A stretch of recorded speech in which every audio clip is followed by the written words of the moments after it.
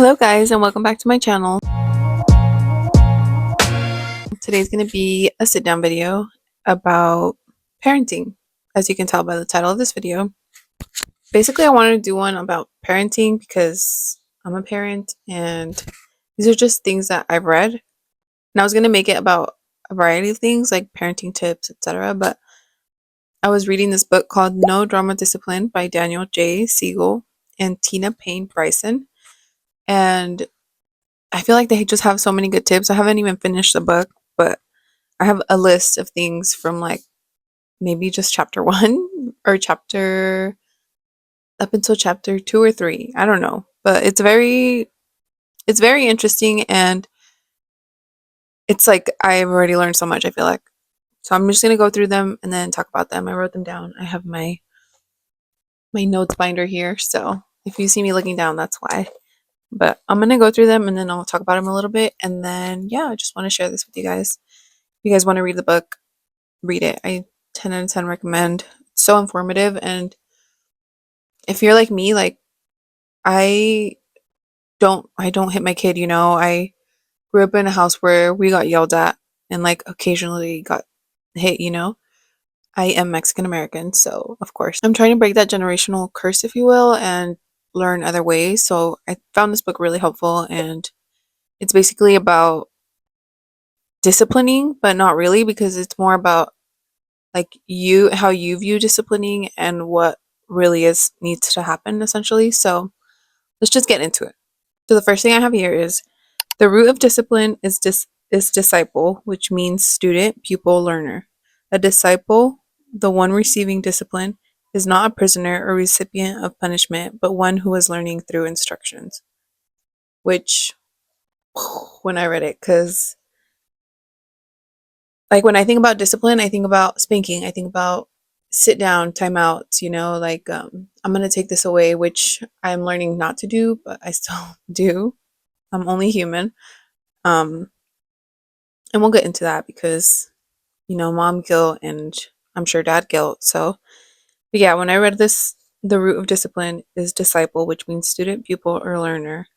I was like, wow, that's true, you know, like we're here to guide our kids. We're not here to teach them a harsh lesson, you know? Like, of course, we gotta have boundaries and we can't let them do things that are unsafe, you know? So, yeah, I don't know. Just a different perspective, I guess, for me on discipline was what that was for me. So, there's that one. And then the next one is the word disciple comes directly from the Latin word disciplina, which was used as far back as the 11th century to mean teaching, learning, and giving instructions. So when it comes to discipline again, it's you're there to teach them, to guide them, and when you view discipline as a guide, like giving instructions versus you putting them on timeout, I think that already changes everything and makes you think about like, okay, what is my next course of action here, you know, where instead of being like, you're not listening to me and it's because of this or whatever, you know, like when you view it as in like I'm just here to give instructions and teach and guide, like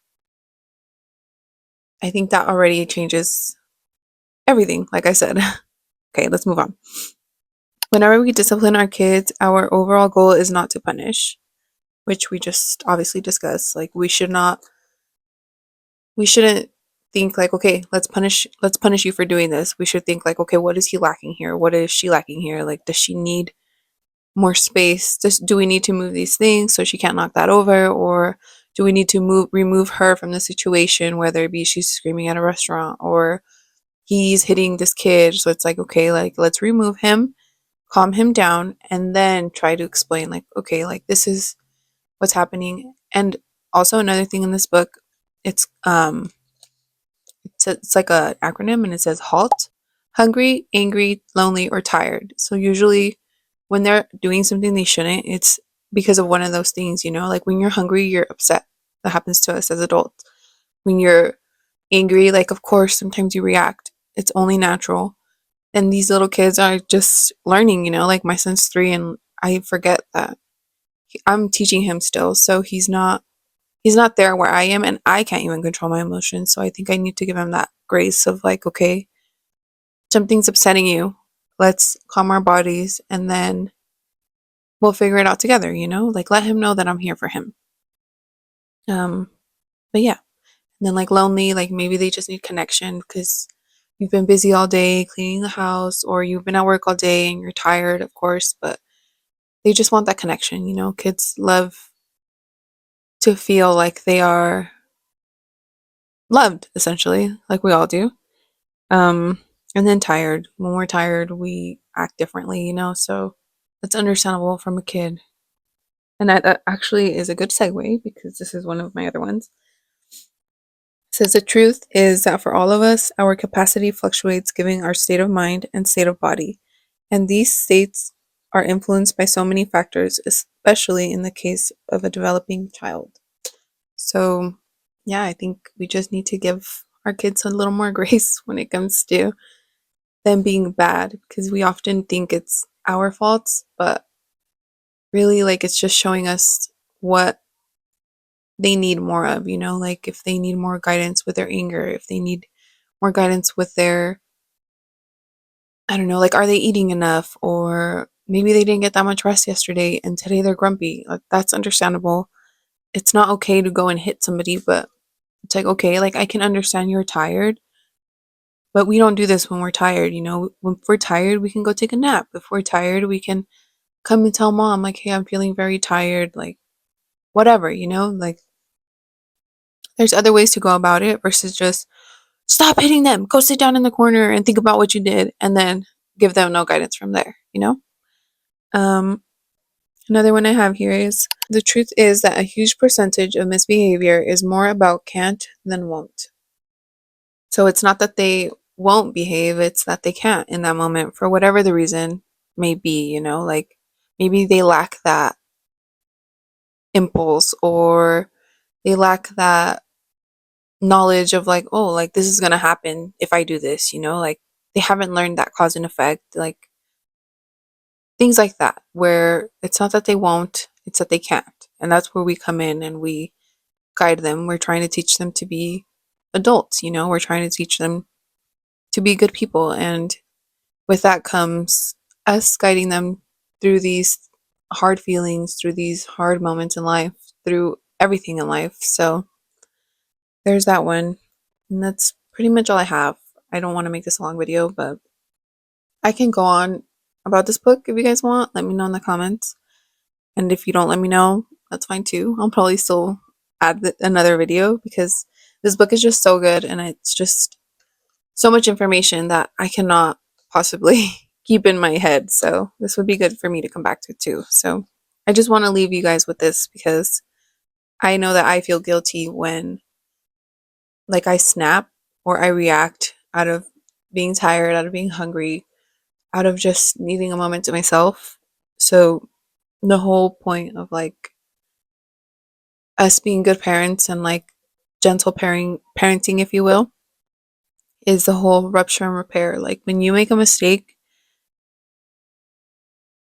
repair, you know, like say, hey, I'm sorry, like no one should talk to you like that. I actually saw a comment on TikTok and somebody said that when they do something that they shouldn't be doing, like yelling or they react to something, they tell their kid, like, I'm sorry, like I need to go put myself on timeout and find my calm versus it just being like, I need to go on timeout because I did this. It's like I need to go remove myself from the situation and find my calm so that I can come back and with a clear head and talk about it versus just yelling and being like, sorry I yelled and then moving on. You know, it's kind of teaching them to also find their calm, you know, calm their bodies, learn to calm their emotions because that is definitely a hard thing to do. And if I can teach that to my son, I'm already winning because I cannot sometimes, and that's not good.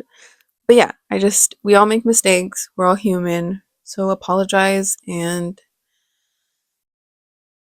understand, you know, when they make a mistake too, like, and you can see in their face, like, I think most of us can tell when our kid makes a mistake and they apologize. It's not just like, boom, sorry. It's like, oh, like, I don't know why I just did that. So I'm sorry, you know, and then it's like, okay, like, I understand that sometimes your impulses win, but you need to understand also that if we hit somebody, like we can hurt them or whatever, XYZ. So it's just, yeah, give yourself some grace, give your kids some grace. We're all learning, we're all human. And it's okay for them to see you make mistakes and for you to repair it so that they know how to, later in life, when they make a mistake, they know that you can fix it, or that it's not the end of the world. So, yeah, thank you guys for watching. That's all I'm going to say. I feel like I've been talking forever.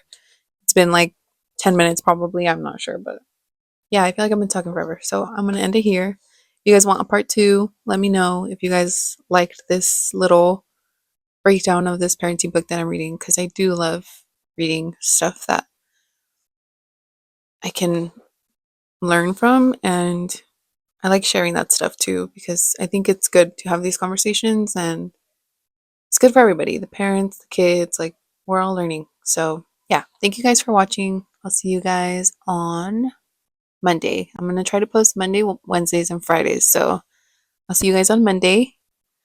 Let me give you guys a little sneak peek of what I'm going to post on Monday, or what I plan to post. So, if I don't, bear with me.